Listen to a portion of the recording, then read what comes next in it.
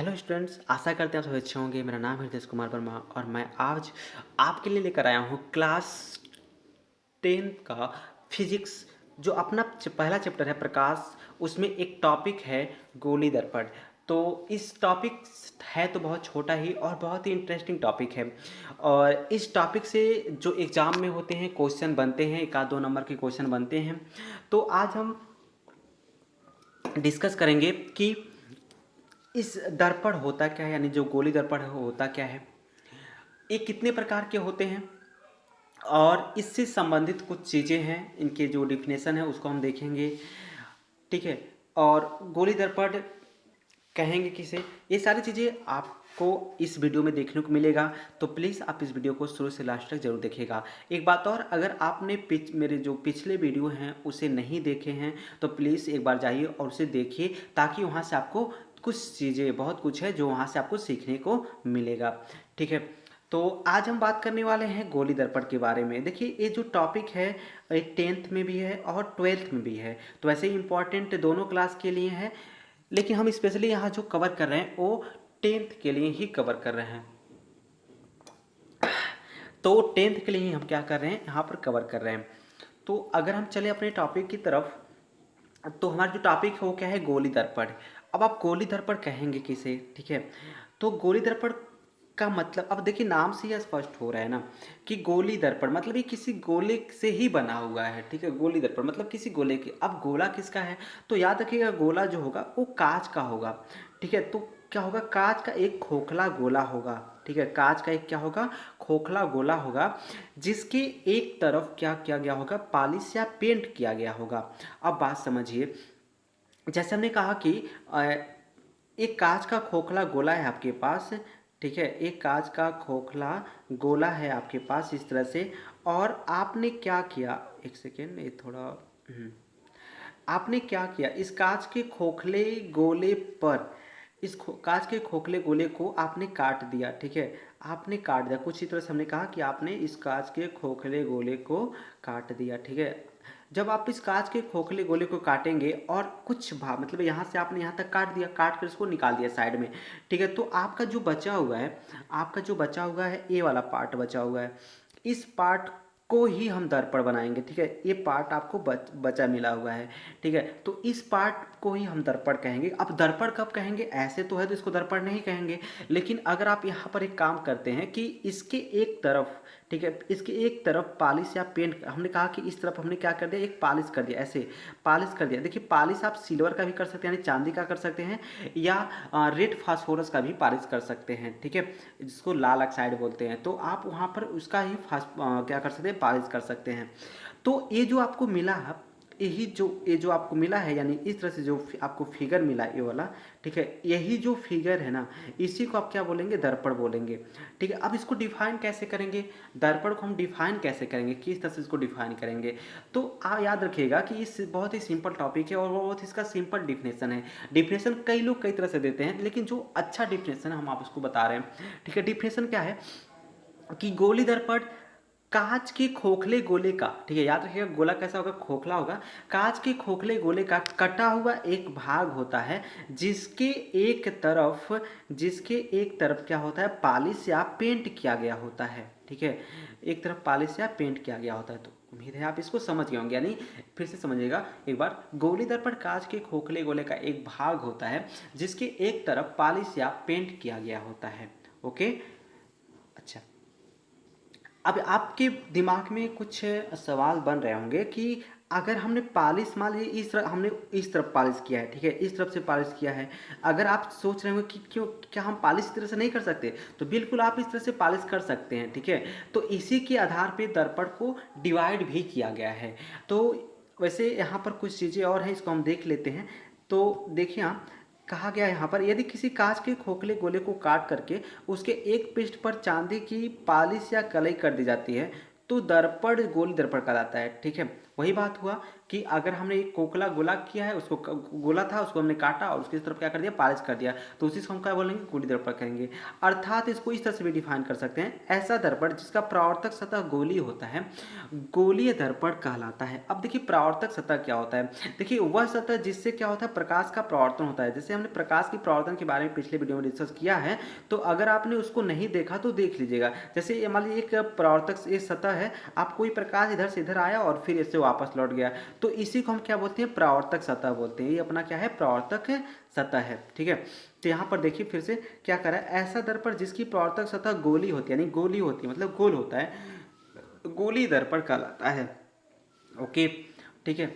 अब बात करते हैं गोली दर्पण का। तो देखिए यहाँ पर गोली दर्पण वैसे तो हम लोग पढ़ते हैं 3 तरह के, लेकिन गोली दर्पण की अगर बात करें तो गोली दर्पण निम्नलिखित मतलब 2 प्रकार के ही होते हैं। एक अपना होता है अवतल दर्पण और दूसरा क्या होता है, उत्तल दर्पण। इसके अलावा एक दर्पण के बारे में हम और डिस्कस करते हैं, वो होता है समतल दर्पण।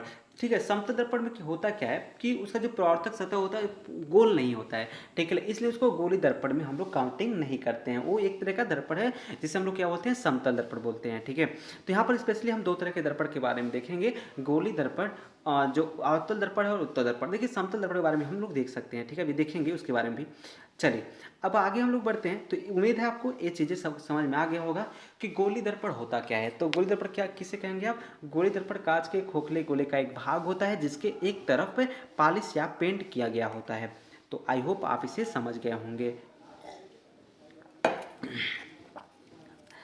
तो आगे चलते हैं, आगे अपना है, जब बात करते हैं गोली दर्पण के प्रकार का, तो इसमें गोली दर्पण का अच्छा एक चीज़ और समझिएगा कि जो गोली दर्पण है वो कुछ इस तरह से, यहाँ देखिए, तो यहाँ पर वही चीज़ें जो हमने फिगर से समझाया था वही बात हुआ। देखिए यहाँ पर एक गोला था पीछे, ये एक गोला था, इसको यहाँ से काट दिया गया और इसको क्या कर दिया गया, ऐसे इस पर पॉलिश या पेंट किया गया है। तो यही क्या है, अपना दर्पण है।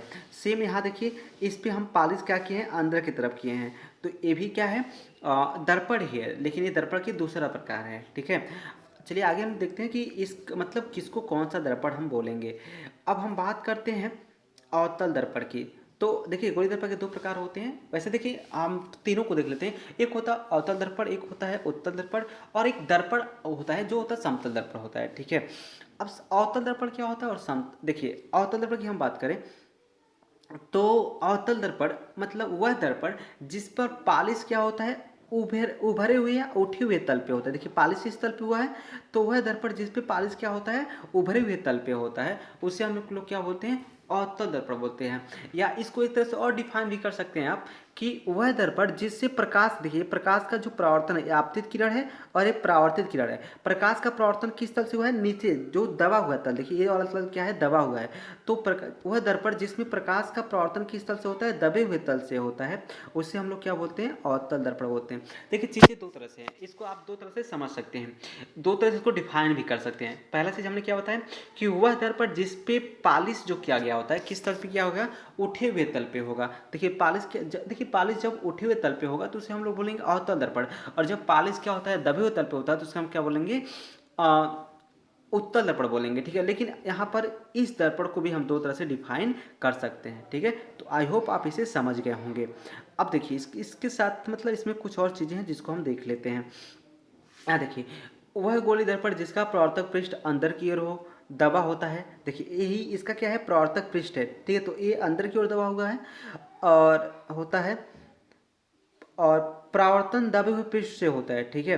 जो परावर्तन होता है प्रकाश का वो किस तरह से होता है, दबे हुए पृष्ठ से होता है, तो उसे हम लोग क्या बोलते हैं, अवतल दर्पण बोलते हैं, ठीक है। तो हमने आपके लिए वही डिफिनेशन सही बताया, जो देखिए जो हम बोल रहे हैं ना, वही डिफिनेशन एक्चुअली में बहुत ही परफेक्ट है। क्या हमने बोला कि गोली दर्पण कांच के अवतल दर्पण की हम बात करें तो अवतल दर्पण कांच के खोखले गोले का कटा हुआ वह भाग होता है जिसके एक तरफ जिसके उठे हुए तल पे पॉलिश या पेंट किया गया होता है। हालांकि आपको इतना लिखने की जरूरत नहीं है, आप जब परीक्षा में लिखेंगे तो बस इतना ही लिखेंगे कि वह दर्पण जिस पे पॉलिश या पेंट उठे हुए तल पे होता है उसे हम क्या बोलेंगे, अवतल दर्पण बोलेंगे। और दूसरी चीज़ आप इसको इस तरह से बोल सकते हैं कि वह दर्पण जिसमें प्रकाश का जो परावर्तन होता है वो दबे हुए तल से होता है, उसे हम क्या बोलेंगे, अवतल दर्पण बोलेंगे, ठीक है। इस दर्पण को देखिए, इस दर्पण को हम लोग अभिसारी दर्पण भी बोलते हैं, ठीक है। इस दर्पण को हम क्या करते हैं, कहते हैं अभिसारी दर्पण भी कहते हैं। देखिए अभिसारी क्या होता है, तो हमने जब प्रकाश आपको पढ़ाया था तो उसके बारे में बताया था कि प्रकाश जो चलती है ना वो किरण पुंज के रूप में चलती हैं। एक होता है अपसारी किरण पुंज और एक होता है अभिसारी किरण पुंज। तो अभिसारी मतलब क्या, जो जब एक बिंदु पर क्या होती है, एकत्रित होती हैं।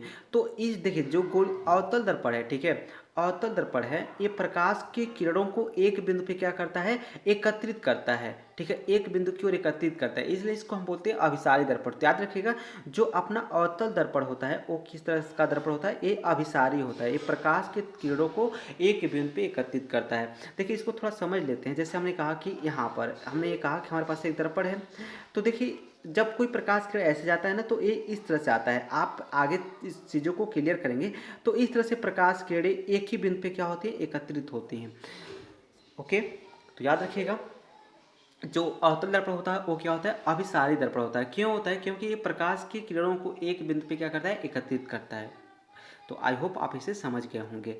अब बात करते हैं उत्तल दर्पण की, ठीक है। तो उत्तल दर्पण क्या होता है, तो अगर बात करें उत्तल दर्पण की तो वह दर्पण जिसका परावर्तक पृष्ठ बाहर की ओर उभरा होता है, ठीक है। ऐसे कहें कि अब इसमें देखिए उसको समझिएगा और इसको समझिएगा, दोनों एक दूसरे के अपोजिट हैं। कहने का मतलब क्या है कि इसको देखिए यहाँ पर आप देख रहे होंगे तो जो पालिश लगा हुआ है कुछ इस तरह से लगा हुआ है, इसके दबे हुए तल पे लगा हुआ है, ठीक है। तो आप इसको इस तरह से डिफाइन कर सकते हैं, वह दर्पण जिस पर पालिश या पेंट, जो पालिश या पेंट लगा होता है वो दबे हुए तल पे होता है, उससे हम क्या बोलते हैं, उत्तल दर्पण बोलते हैं। या इसको इस तरह से डिफाइन कर सकते हैं कि वह दर्पण यहाँ पर देखिए तो ये आपतित किरण है और ये परावर्तित किरण है, यानी प्रकाश इधर से आ रहा है तो प्रकाश का परावर्तन किधर से हो रहा है, उठे हुए तल से हो रहा है, ठीक है, ये उठा हुआ तल है। तो वह दर्पण जिसमें प्रकाश का परावर्तन उठे हुए तल से होता है उसे हम लोग क्या बोलते हैं, उत्तल दर्पण होते हैं। अब यहाँ से चीज़ें दोनों को एक साथ रिलेट कीजिएगा कि जब प्रकाश का परावर्तन दबे हुए तल से हो रहा था तो उसे हम लोग अवतल दर्पण बोलते थे, और जब प्रकाश के परावर्तन उठे हुए तल से होता है तो उसे हम क्या बोलेंगे, उत्तल दर्पण। अब चीज़ समझिए, अगर तल उठा हुआ है यानी परावर्तन उठा हुआ तल पे है तो उसे उत्तल दर्पण, अगर परावर्तन दबे हुए तल पे होता है तो उसे अवतल दर्पण कहते हैं, ठीक है। तो आई होप इसे आप समझ गए होंगे। अब देखिए ये जो होता है ये प्रकाश की किरणों को फैलाता है, ठीक है, प्रकाश की किरणों को क्या करता है, फैला देता है। तो इसलिए इसको हम लोग अपसारी दर्पण बोलते हैं। क्या बोलते हैं, अपसारी दर्पण बोलते हैं, ठीक है। तो आई होप आप इसे समझ गए होंगे। अगर हम बात करें समतल दर्पण का, ठीक है, तो समतल दर्पण आप किसे कहेंगे, तो हमने कहा कि आपके पास एक दर्पण है, ठीक है, जब आपके पास एक दर्पण है तो आप क्या कीजिए, इसके एक तरफ किसी और उस दर्पण कैसा है, वो दर्पण बिल्कुल समतल है यानी प्लेन है, एक तरह से कहें कि कहीं पर भी ये ना ही दबा हुआ है और ना ही उठा हुआ है, तो ऐसे दर्पण को हम समतल दर्पण बोलते हैं। लेकिन इसकी आप यहाँ आपके मन में एक विचार आएगा कि इसमें पालिश किस तल पे होता है, तो याद रखिएगा इसमें पालिश आप किस तल पे करना चाहते हैं उस पे हो सकता है। आप चाहें तो पालिश इस तल पे कर सकते हैं, ठीक है, और या तो आप चाहें तो पालिश इस तरफ भी कर सकते हैं। तो यानी पालिश एक ही तरफ होना चाहिए, ठीक है, दोनों तरफ नहीं होना चाहिए। तो यानी जो हम लोग देखिए वैसे जो हम लोग अपने घरों में दर्पण का प्रयोग करते हैं वो हमारा समतल दर्पण ही होता है जो घरों में प्रयोग किया जाता है। तो आई होप आप इसे समझ गए होंगे, ठीक है। अब बात करते हैं इससे जो जुड़ी हैं दर्पण से जुड़ी जो कुछ परिभाषाएं हैं उसको हम लोग कवर करेंगे, लेकिन उसे हम कवर करेंगे अपने अगले वीडियो में। तब तक आज देखिए यहाँ पर ये वीडियो एक हमने बहुत ही छोटा टॉपिक बनाया हुआ है, ठीक है। तो यहाँ तक आई होप आप इसे समझ गए होंगे। लेकिन जो भी दर्पण से संबंधित कुछ अन्य भी चीज़ें हैं, अन्य परिभाषाएं हैं दर्पण में, और भी मुख्य मुख्य चीज़ें हैं तो जिसको हम कवर करेंगे अपने अगले वीडियो में। तो आज के लिए बस इतना ही। जल्द ही मिलेंगे अपने नेक्स्ट वीडियो में। तब तक के लिए आप अपना और अपनों का ख्याल रखिए।